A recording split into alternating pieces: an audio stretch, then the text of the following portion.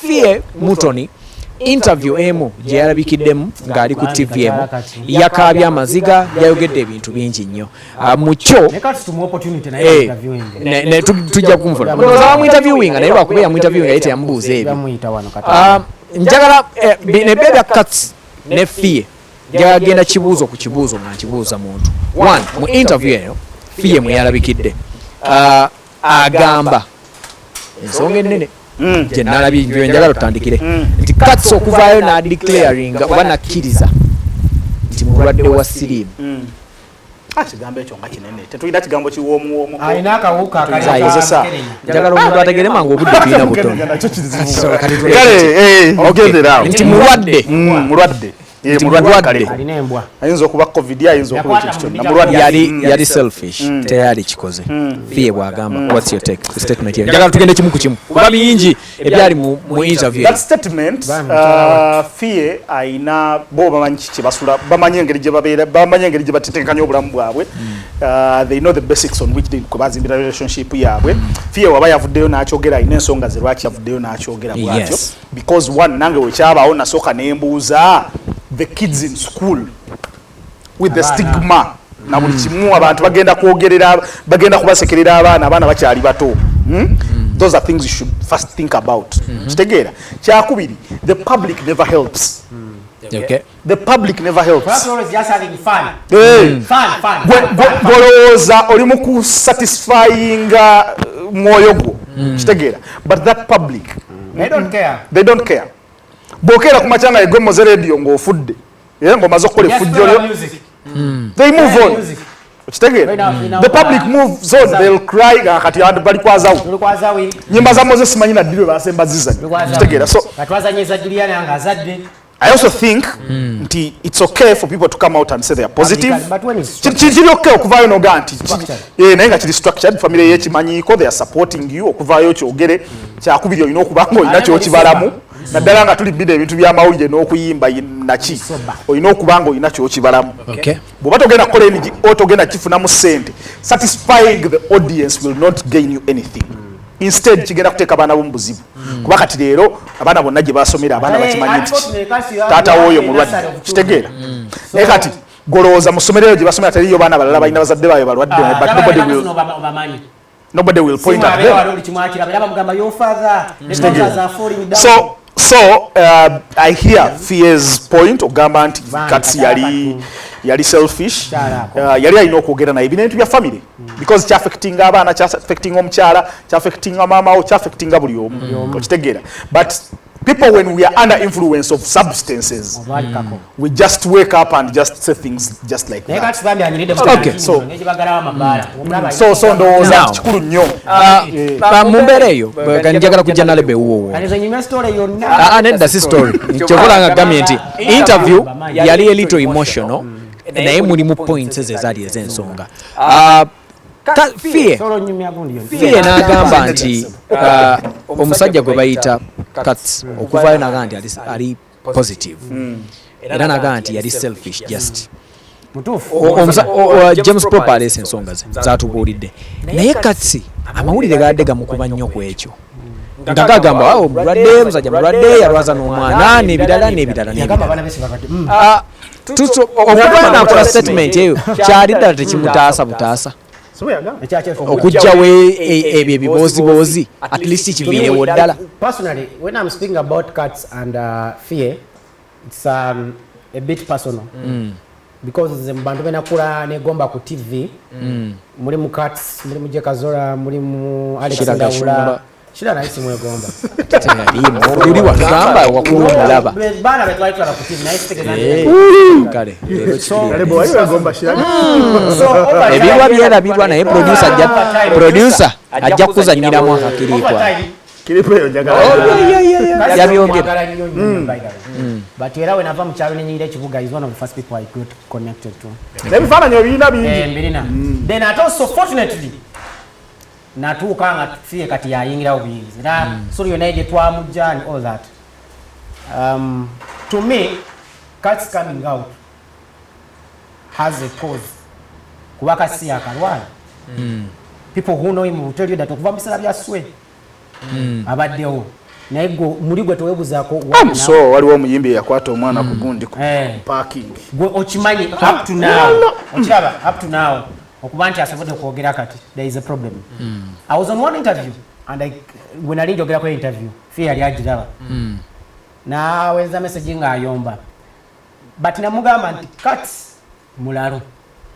era nze nkyogera nti Cats mulalo era nti yetaaga yetaaga bamuje ku TV ni stressed but the biggest problem obulwadde buva obwakatamba it is fear. Cats are obsessed manyo omuntu yategera omuntu nze ngamba Cats yangamba kuna mugamba lwaki tokola show yo ye expose nawo bene shoka ngamenga apo bupate nangamba mwana lebo nze ngenda sacrifice nga career yange yo mukyale ebere waggulu kuba ffe mbizi tweziswa bera waggulu so era bwe yayina so nangamba nzijagala naye nzikiza na lebo one day bajja kusasula omutwalo gwa dola n'enyimbire Nigeria nga fyo yo ajja bera wakabi so bikimuka nkise wansi omukazi abere ki waggulu yina sechi nangamba nsonoka nenva ku TV naye nga kasa the fear nzikiriza nti ajja tukanga wakabi. Era Cats before he sells to you the song nga alete ku TV asoka duku guzagu ndagwo omuntu asoka nakumatiza nakula yakiriza nyo mukyala we naye Fee sagala musajira nti musajira busanga yagana otegera Cats at some point nze Fee naliko naye Fee nangamba nti nze sagala nakuyimba twali tugenze good life kola remix ya Where Have You Been At nangamba nze Jona Cats yantama because they had fought a previous night kati nze yagenda ino mu coordinating ne mutwalayo alina kyaliyo gyali anoberanga ye munyonyo nejuga babere eno kiwatule so nenge ne mujjayo ne mutwala ku good life nangamba mwana kati Cats ajjawo nga sawa 2 natugwamu olimba lunatano okugwa Fee nangamba zima Jona okuyimba sikwagala na kwagala era nkulimu lwa Cats you got such a statement yali nene ne mpandike ebintu bya kuba yali ayagala kubera muwandisi but yatuka nazala kati zamani njawukana nabo na nesikana manyumane Cats mukazi na keeping obusungu nenga wesanga Cats ngamba agena terera kati yazala namane musinga nangamba Fee kati yategera hasu kuba kati muteka ne ku motoka nimuteka ko bitesi na balenzi ni westabira ko bagenda bakola shago ne bakomawo kati na amanyi ntaina bwali nulisa but Fee asigara azanya emizanyo mingi fine nzikiriza I get the cry ya Fee ogamba nti Cats fight to be a father nange nkimulabamu Cats really fight to be a father Cats has failed to grow Cats wakakati gula bo emyaka 10 emabega empale zisigala zigwa tabera ko waka mamugamba nti takula so watu wafana nakusajja mugamba muvubuka buli dakiika omuntu kasira mu mbyalo zanti mukusajja mukwala emyaka 3 muka omumanyi okitegedde omumanyi so jiwera asatu mukaga tajisuka mweze badde nyimo asatu ejo mukaga so kujja nga nange yanimba naye jammanyi kyo kitufu yajja muto era ngo kula tenzika bla 16 years so bwobotu ne bane byali nabo bafanga tumusima wala bandi bakuzi okula atategeza sene tukukula bakyuse so I agree na ye Cats wadani sokono nukira we Fee nga asaze ondi kati sidda mukaga Cats ne echawa Cats nalabanga amazobudde mungi kankwe tete kikiza ekisinga kusula abantu ddalu nga time yo investinze mu kintu so Cats yanyiga one nti waste a lot of time was spent a lot of his money ebiroto bye zirina enyingi naye yalina we yali ateeka kati ebintu ebyo infrastructure nga okuleta bana abawala kati mboso okukwata n'omuwala bamuyitaani oyo Shami osokwata Shami nogamba nti alina talenti ya Fee naye nga alisoso nga yagalangako jasi mukazi byonna n'abikola mu bunyiivu ate nno mwana watu bamuleetera Shami abeerawo so ng'ali munyiivu era nga ngamba daaga nti nga temuhandolinze Fee you are wasting time to deal with Cats Fee eka asobola okukwata Cats oyo weba kugenda mu rahabu n'amutwala era Cats ekyamusuba eddalu nze nkikubuulira it is Fee kukera namugamba nti nkwabulidde kubaze yaŋŋambanga nti mwana yayogerera mu ddalu yakola ki ddalu nangamba ddalu yali amwogeza nti ali positive yali fine sigambe Fee yakalwala singa yakyogera dda sigwa bundi okutamiira kuba abadde atamiira naye yatuka ne yeekyawa nga alaba yonenye obudde bwe bungi omukazi amutadde ensi yonna agitadde mu mukazi sente ze yandikuzemu akataka azitadde kuba omimbi ali expenses you know that kuba Cats ekitono ennyo abadde ata video za Fee nga 2 mu myezi 2 I knew that cost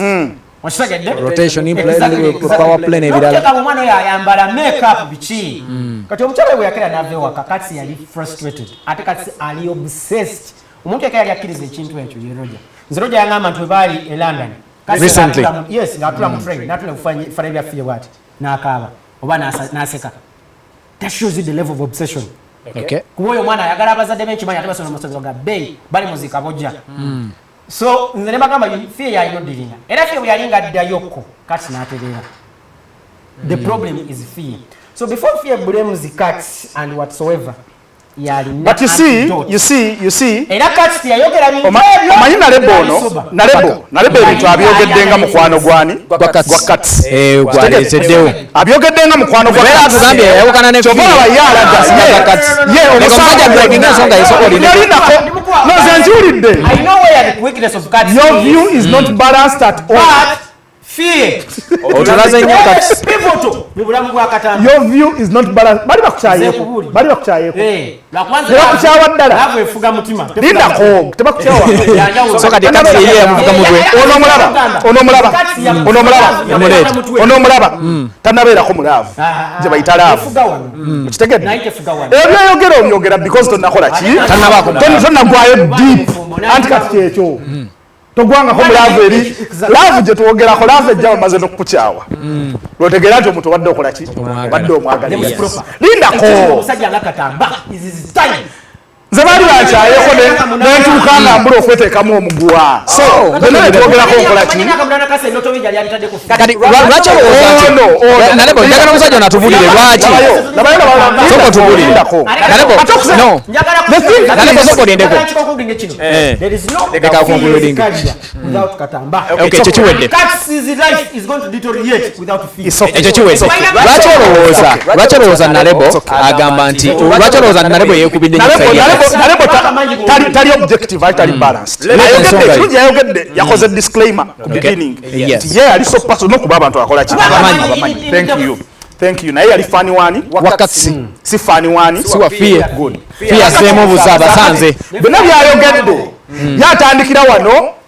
fear n'ava mulamu bwa katsi n'akola ki n'ayonooneka kitegedde katsi n'ayonooneka kakati ekisookera ddala byonna nga fear tannavaawo katsi yamuwa ensonga lwaki alina okukola ki okuvaawo are we together yamuwa ensonga omukazi tasobola kukeera bukeezi nolindako sokolekamalirize nalebo oyogedde omusajja ono ngawulindako nkuwuliriza producer agenda kujjako gundi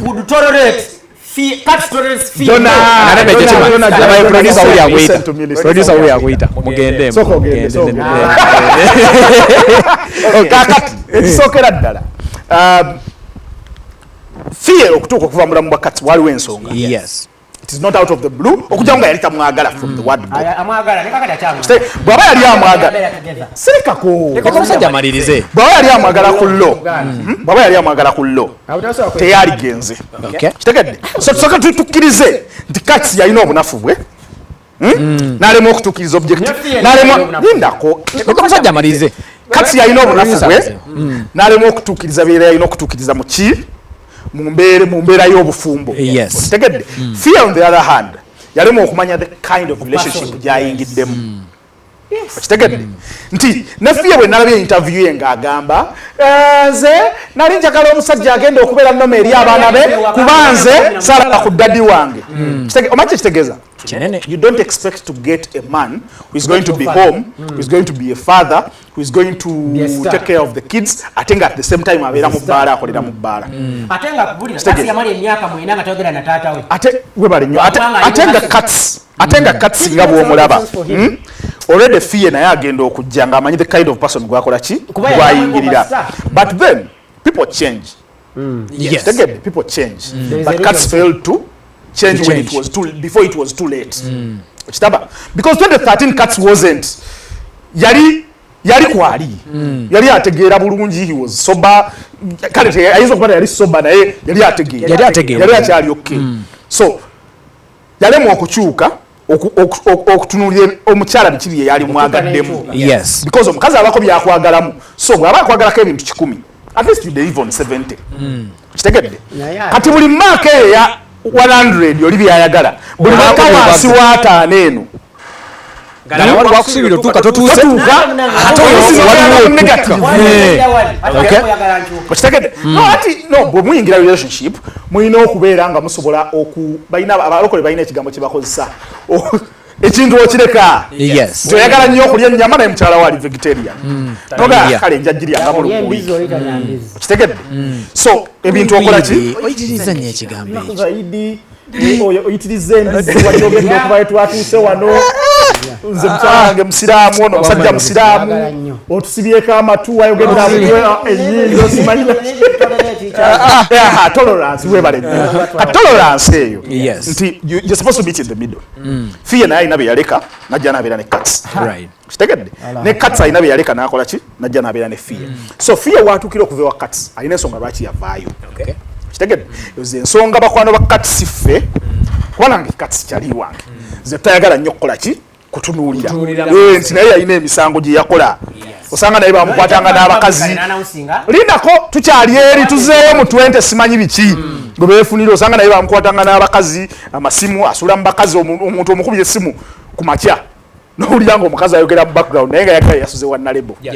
so byonna bisoboka n'otabuka so omukazi naye yalina ensonga lwaki yavaayo so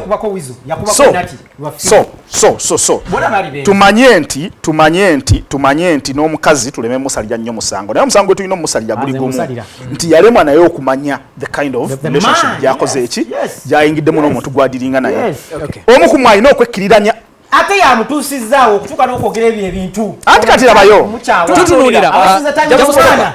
omukazi bwakukyawanga nze nina abantu bemanyi nga bamukyawa n'avaako n'agwira ddala eddalu kitegedde naye omukazi bwakukyawa buli lwobeera mu relationship tosuubira nti bagenda kudisappointinga kati yali abirabye abantu bakyaye Juliana bamukuba n'ebifaananyi mu time yennyini wafulira fiye that was 2013 Juliana bamukubira ebifaananyi mu Serena Hotel akakavubuka ke South Africa kantama bana Lawrence wantama yabana okugwa gokyamulaka atayinza okudda Uganda yaneze ya tiketi ayinza nokuba talina passport so oyo omwana oyo kati naye nyini tulememu tunuliranga Angel nti yego bali bayina okutitibye nnyo no naye ine emisango gi if you're supposed to be a father be a father lwaki ozaala abaana botosobola kulabirira anti yagambye teyaderivalinga nga father bwe yalikoze eki omukyala yeru agamba okulabirira si ssente Nalebo njagala nkubuulire okugamba okugamba nti Kasa alina okuba yali mwenzi nze nkugambye nze just ngambye kiyinza okuba nga yali mwenzi as a friend Kats mwenzi kuba abeera mu bbaala same with Fie nkugambye Katamba yalwana ne Nati yalwana ne Wizo yalwana ne Eke ate be babatono bemanyi baka to baka no Fie yali mukazi wa Eke yes ngata nafuka mukazi wa Kats so what do you expect naye mukugamba leta era Katamba yali ekiwatule we ono yamuletera okugenda okola obwenzi Katamba nalinya boda gwomusajja bwofuuka omwenzi Nalebo nawe kenyini enkya bwofuuka omwenzi naawe mukazi wa wajja kufuuka omwenzi gwe lwaki ayagala gwofuuka omwenzi yasigale nga alisitedde mwemuli nkulaba symptoms ze mbagulidde ekiwundu obulwadde obwakiri kyaliwo lwaki tewamugamba akendeze ku bwenzi yesindika omukazi ono naye okufuuka omwenzi Nalebo kati kasooke tumalizeeko katono nnyo nja kundeetera okwogera byensazekeddako byogere nja kuwa example z'abantu abalala nga ye mwenzi omukazi si mwenzi naye nga weebali kati yagala yabeera omwenzi ng'omukazi si mwenzi ye omukazi asigalewo tugende mu maaso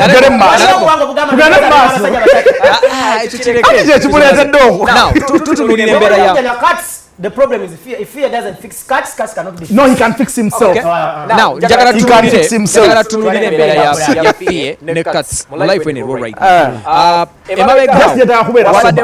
Wabaddewo okulaga agenda ateke akole testimony ya Sobri. Bene Kats tutandika okucelebratinga nga soka tucelebratinga wiiki nti Kats abadde soba okumala wiiki emu tudde ku mwezi tuddeko ajja kutereera Kats taba mutamivu ajja kutereera ekyo kyali ajja bunyibbiya hata bia stata Bale kasanya bieza. Gonya bia. Ngasangu Onya bia. Katomanyi mwenge kye mukora batisirika. Tugende mu basi. Kachebade ngabega. Leche onsanti onya meri da eto. Proper. Okwawukana kwa katsi ne fie okubaddewo nga katsi yakamala okuva mu rehab. Waliwo n'ebifaananyi ebyalabika nga katsi alinye ku comedy store ng'olyambadde akatishaati akali kalaga nti ate kyetaaga kugamba kye kino ne batulaga embeera ey'omukulu gwe bayita MC Katz nti ne Fie aseewo mu interview Fie atulaga nti tajja kudda wa Katz era atulaga nti taliyo right now. When you watch that interview, oba mubuuza ekibuuzo ky'okuddawo Katz, do you know that she hesitates? Of course. Taddamu straight up naye nkubulire nga nakukowambwa gwe baba kabuuza nga sona kira but she hesitates yasoka kirowoozaako era yakiwa seconds nga ttaano amwagala ng'akyozaako amwagala amwagala yatugenda kumawo ku show ngababiri abali mutambula amwagala abantu bamanyi abaana balwanyeko ne beesulamu ezo trench ez'okukubo beekubira ali ali kabaala akamwe akajjona I'm telling you katabette Fie oba omulabe mu interview eyo webamubuuza ku Katz ogenda muddira hesitating amala seconds ngeza ttaano ali kakiddamu amwagala akyamwagala yatugamba kuddawo beetegeera Katz yatugamba nti wakudde wa Fie balinga sente nemuyamba ku music just relationship out kati kankubulireko ekintu kimu kati n'omukyala naye najja tasobola kuddayo ekintu kyonna ekibadde mulaavu bwe mwawukana mulaavu mulina okwawukana ku buli kimu nakyo ng'omuggo era ojja kiri mulina okwawukana ku buli kimu kitegeera tebasobola kukola music yekka nga Fie alina omusajja omulala tekisoboka